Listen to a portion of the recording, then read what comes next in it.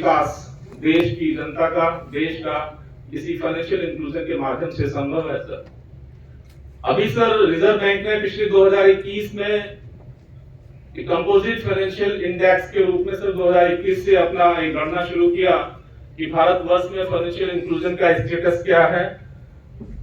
और 2021 में जो इंडिकेटर सर जो उन्होंने 3 ब्रॉड पैरामीटर्स के आधार पर फाइनेंशियल इंक्लूजन के बारे में बात की, उसमें एक्सेस कितना इजीली वो सेवाएं, वित्तीय सेवाएं रूरल पॉपुलेशन को, स्पेशली अंडर प्रिविलेज्ड को एक्सेस हो पा रही है, उनका यूजेस क्या है, कितनी उपयोगी साबित हो रही हैं और उसका क्वालिटी क्या है। 3 ब्रॉड पैरामीटर्स पर स्टडी करके जो रिजर्व बैंक ऑफ इंडिया ने 2021 में जो इंडेक्स निकाला वो 53.4 के अराउंड था सर। और 2022 में जो जुलाई अगस्त में हमेशा रिपोर्ट 2 साल से प्रकाशित हो रही है, अभी 56.4 जो इंडेक्स है वो फाइनेंशियल इंक्लूजन का इंडेक्स आया है। 2017 में 43% करीबन था। तो सर एक ट्रिमेंडस ग्रोथ हुई है, विशेष तौर से माननीय प्रधानमंत्री जी के नेतृत्व में फाइनेंशियल इंक्लूजन के संबंध में इतना विकास हुआ है और इतनी ज्यादा सेवाएं पहुंच रही हैं। बस इंश्योर करना है सर, एक्सेस तो बढ़ रहा है और यूजेस के बारे में और क्वालिटी सर्विस के बारे में थोड़ा प्रयास करने की आवश्यकता है सर। अभी भी वर्ल्ड बैंक की एक 2022 में एक रिपोर्ट आई है, उसमें भी वर्ल्ड में 740 मिलियन लोग ऐसे हैं जिन तक बैंकिंग सेवाएं या वित्तीय सेवाएं नहीं पहुंची हैं। भारतवर्ष में करीबन 130 मिलियन लोग जो हैं उस रिपोर्ट में आए हैं जिनके पास उन सेवाओं का अभी भी अभाव है। काफी काम करने की आवश्यकता है और डिस्पैरिटीज भी है रूरल एरियाज में, अर्बन एरियाज में और फीमेल्स में, मेल्स में कई सारे फैक्टर्स हैं, उन सब में काफी असमानताएं हैं, उन सबको भी दूर करने की आवश्यकता है। दूसरा सर जो फाइनेंशियल सर्विसेज का एक इकोसिस्टम है, उसमें बहुत सारे जो ट्रेडिशनल बैंकर्स थे, इंश्योरेंस कंपनीज थी, उसके अलावा भी नए प्लेयर्स आ गए हैं जो टेक्नोलॉजी से लोडेड हैं, जैसे फिनटेक स्टार्टअप्स बहुत सारे आ गए हैं।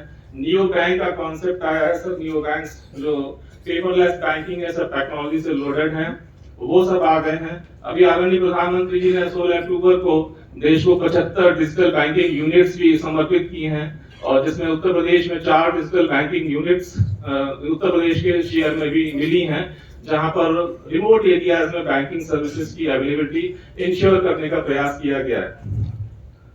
इसी कॉन्टेक्स्ट में सर जो आज की गोष्ठी है, क्योंकि हम लोग भी बैंकिंग सेक्टर में काम करते हैं, कोऑपरेटिव बैंक्स है, एलडीबी है, अर्बन कोऑपरेटिव बैंक्स हैं। हम लोग तो फाइनेंशियल इंक्लूजन के क्षेत्र में 1904 में पहली फर्स्ट कोऑपरेटिव क्रेडिट सोसाइटी गठित हुई और उसके बाद में कोऑपरेटिव बैंकों ने फाइनेंशियल इंक्लूजन के मामले में बहुत काम किया। जो शोषण होता था उन सबको, छोटे छोटे किसानों को लोन देने का काम कोऑपरेटिव सेक्टर के बैंकों ने किया। अभी देखते हैं कि कोऑपरेटिव बैंकों ने अपने रोल को रिडिफाइन करने की जरूरत है और इस फाइनेंशियल इंक्लूजन के प्रोग्राम में फाइनेंशियल लिटरेसी के माध्यम से नाबार्ड की बहुत सारी स्कीम्स हैं जिसमें हम अपना योगदान कर सकते हैं।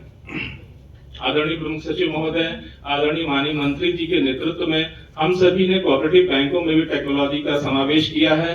अभी हाल ही में सर के प्रयास से इंटरनेट बैंकिंग भी आ गई है, आधार एनेबल्ड जो सर्विसेज हैं वो भी आ रही हैं, यूपीआई की सर्विसेज आ रही हैं।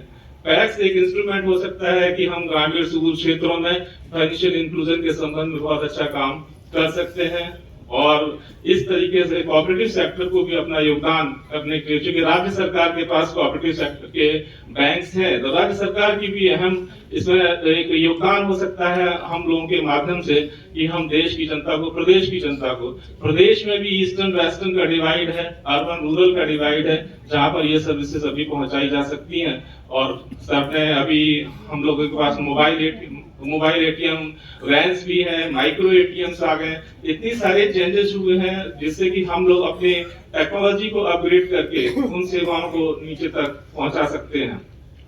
3 चीजों ने फाइनेंशियल इंक्लूजन में बेसिकली जो जनधन योजना के अंतर्गत अकाउंट खुले, आपको आश्चर्य होगा 340 मिलियन अकाउंट्स जो हैं वो इंडिया में जनधन योजना के माध्यम से खुले। डायरेक्ट बेनिफिट ट्रांसफर की जितनी भी स्कीम है, भ्रष्टाचार पर लगाम लगी जो योजनाओं का लाभ, सरकार की योजनाओं का लाभ सीधे मिल सकता है, उनके खातों में सीधे सब्सिडी जा रही है, सीधे धनराशि जा रही है, कृषि सम्मान निधि की जो धनराशि है वो सीधे उनके खातों में जा रही है। आधार के आने से मोबाइल के आने से ये जो फाइनेंशियल इंक्लूजन का प्रोग्राम है गवर्नमेंट का, ये बहुत सक्सेसफुल रहा। और जब भी कभी इतिहास लिखा जाएगा तो 2017 से 2022 तक का जो पीरियड है जिसमें फाइनेंशियल इंक्लूजन के लिए जबरदस्त प्रयास किया गया, और इस योजना के माध्यम से, तमाम योजनाओं के माध्यम से हर व्यक्ति को इस फाइनेंशियल सर्विसेज की सुविधाएं दिए जाने का प्रयास किया गया। सामने पंडित दीनदयाल उपाध्याय जी, आदरणीय उपाध्याय जी का चित्र लगा है, और उनका अंत्योदय का जो कॉन्सेप्ट था, ये लास्ट खड़े हुए व्यक्ति को, अंतिम पायदान पर खड़े हुए व्यक्ति को हमें उठाना है, ऊपर उठाना है, उसके चेहरे पर मुस्कुराहट लानी है। तो कोऑपरेटिव बैंकिंग सेक्टर इस अपने कार्यों से, अपनी सेवाओं के माध्यम से आदरणीय उपाध्याय जी के सपने को पूरा कर सकता है। और भारत सरकार, प्रदेश सरकार के स्तर पर हम सभी को काफी सहयोग मिल रहा है, और उस सहयोग के माध्यम से हम लोग अपना एक पॉजिटिव रोल प्ले कर सकते हैं। दूसरा टॉपिक डिजिटाइजेशन ऑफ टैक्स है। हम सब लोगों ने तैयारी की है, माननीय प्रमुख सचिव महोदय ने सभी टैक्स के ऑडिट की व्यवस्था कर दी है। हम लोग रेडी हैं, भारत सरकार की योजना आ गई है, और टैक्स का जो कंप्यूटरीकरण है, डिजिटलीकरण है, वो कार्य भी बहुत जल्दी पूर्ण हो जाएगा। तीसरा टॉपिक, सब टॉपिक इसका डेटाबेस के ऊपर है। डेटा आज की तारीख में डेटा एक पावर के रूप में काम करता है। अगर हमारे पास डेटाबेस है तो हम सभी इंप्लीमेंटेशन कर सकते हैं, योजनाएं बना सकते हैं। आदरणीय सहकारिता मंत्री जी ने एक ऐप डेवलप कराया, और जितनी भी योजनाएं हैं, जितनी भी टैक्स लेवल का डेटा है, हम सब लोग कलेक्ट कर रहे हैं, और उन डेटा के माध्यम से हम लोग एक टैक्स का सर्वांगीण विकास, सहकारी क्षेत्र का सर्वांगीण विकास करने में सफल होंगे। सर, शॉर्ट में आज के जो विश्वास गोष्ठी है उसके जो मुख्य बिंदु है सर, इसी पर चर्चा करनी है, और अपने योगदान पर चर्चा करनी है कि कोऑपरेटिव सेक्टर में हम लोग जो काम करते हैं एलडीबी के माध्यम से, या कोऑपरेटिव बैंकों या अर्बन कोऑपरेटिव बैंकों के माध्यम से हम लोग कैसे अपना बेहतर योगदान कर सकते हैं, इसी के संबंध में सर आज की विचार गोष्ठी है। और मैं कार्यक्रम को आगे बढ़ाते हुए, चूंकि माननीय मुख्य अतिथि महोदय को